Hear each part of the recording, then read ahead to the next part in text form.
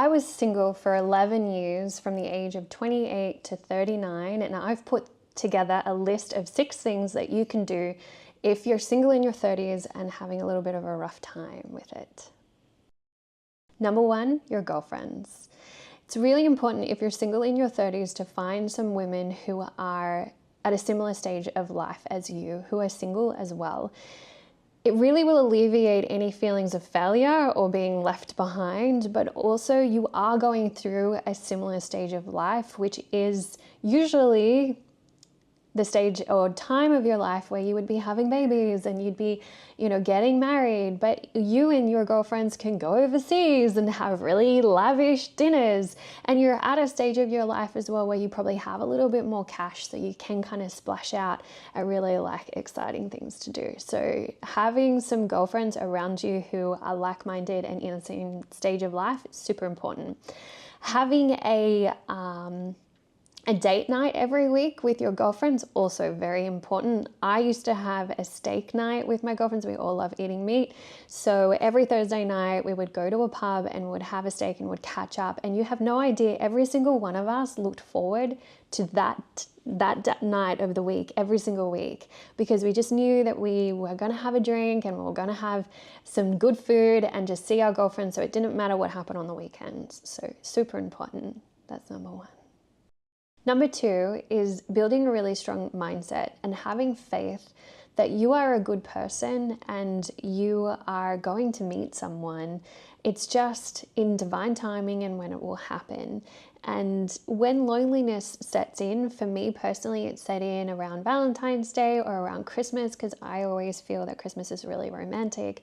I'd always double down on my self-care things. So I would go and get a massage, or I'd go to a day spa, or I'd spend some really decent quality time with my girlfriends and do some really nice things for myself. When I was single around Valentine's Day, my girlfriends and I would always go out for a lavish dinner and basically celebrate being single. So we changed our mindset around things. Instead of being sorry for ourselves that we were single and we couldn't participate because we didn't have a partner, we just made it all about us anyway. And it's really will help you to build that strong mindset around the fact that you are a good person and you're doing great things in the world and you are worthy of everything that you want and that you desire. It's just taking its time, and it will come at the perfect time.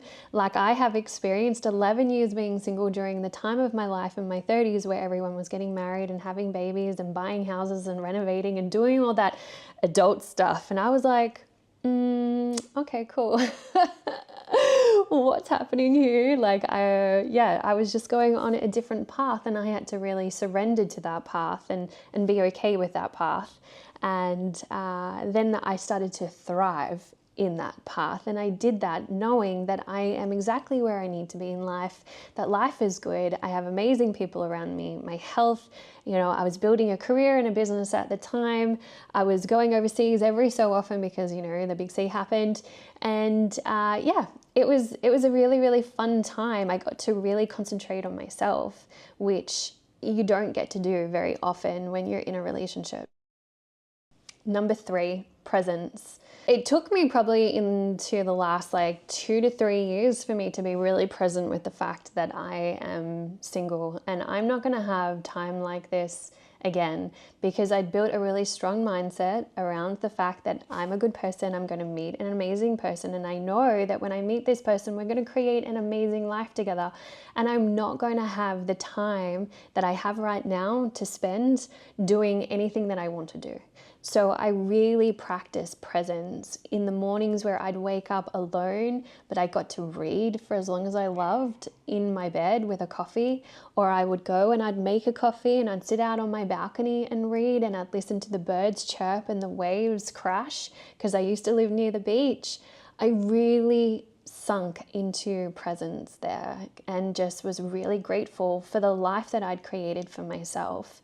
And it has fared so well because right now I'm traveling the world with my partner. We literally live in each other's pockets all the time.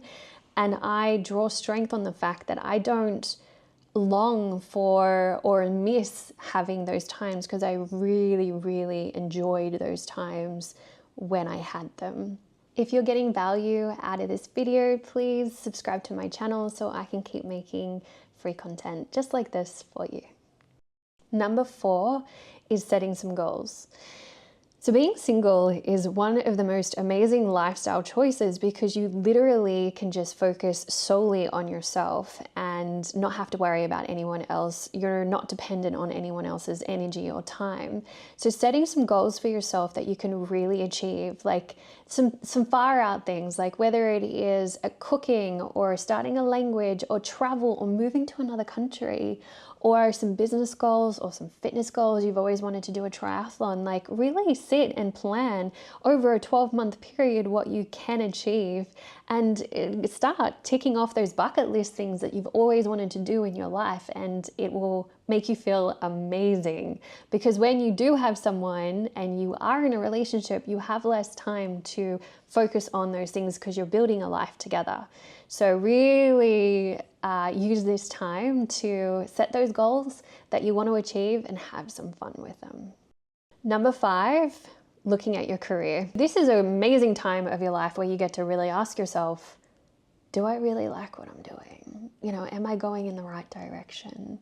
You have no dependents. You know, maybe you don't have a mortgage and so you're renting. So you can really look and think, do I need to go back to school? Do I need to upskill? Do I need to change my career completely? During the 11 years that I was single, I completely changed my career. I studied and I built a business, and I couldn't have done that if I had kids or had other things going on in my life that really didn't allow me to have sole focus on what I wanted to do. So I'm very grateful for having that time, because I've built the business that I've built today. So looking at your career, making sure you're loving what you're doing, because you're doing it every single day, and it's going to give you obviously a lifestyle, but a well-being, and make you feel a lot more happier and fulfilled in life. So yeah, check out your career. Number 6, learn to love your company. Take yourself out on a date. Maybe have a date night every 2 weeks and take yourself to a really nice restaurant. And going to dinner can be a little bit harder when you first start out. So maybe begin with breakfast or lunch, but maybe that's my experience. Breakfast is really cool to go out. You can read your Kindle or your book, or listen to a podcast, or just read the newspaper. Lunch is pretty easy as well, but taking yourself out on dates is a really fun way of enjoying your own company. Like, you can do this, you can live life and still enjoy the things that you would enjoy when you were in a relationship whilst you're single. I guess the key takeaway here is don't put this pause button on the things that you would do when you were in a relationship just because you don't have someone. Do them anyway. Do them by yourself, do them with your girlfriends, just live your life, yeah? Another thing that you can do is take yourself on a solo trip. Amazing. So good. You don't have to worry about anyone else. You can eat whatever you want, do whatever you want, have the holiday of your dreams. Like, I really loved going away and just having weekends away by myself, or going away overseas and having some time on my own. They're really great ways of having some time and being in your own space and learning how to really love your own company. My biggest key takeaway or insight from being single for so long is that it's not a life sentence, and it's definitely not a period of time to just pass by between relationships. It really is a moment in time where you get to cultivate a very deep relationship with yourself and trust yourself and rely on yourself. Also, my key takeaway is to really savor the moments of being alone, because I truly believed that I would meet someone. I mean, when it gets to about like 6 years being alone and then 8 years being alone, you start wondering, like, am I going to meet someone? And I had to really fall back on my faith and my belief that I would. And so I had to really step into savoring these moments that I was having on my own, because I knew that once this chapter closed, it would be closed. Okay, bit of homework or some action points for you to take away. So I want you, out of the 6 that I've given you, I want you to pick maybe 2 and implement them into your life. So maybe that is being present and taking yourself out on more dates. And do that for a couple of weeks and see how you feel. Like if you feel a little bit awkward taking yourself on a date, that's cool. Maybe take yourself out for breakfast, or maybe take yourself to the movies, and start slow and be gentle with yourself. You don't need to be, winning at this like straight out of the gate. Like take your time, but pick 2, implement them, see how you feel. Pick another 2, implement them, and before you know, you'll be thriving and enjoying this beautiful time for yourself called singledom. And remember, being single is a lifestyle choice, so just enjoy it. And I'll see you in the next video.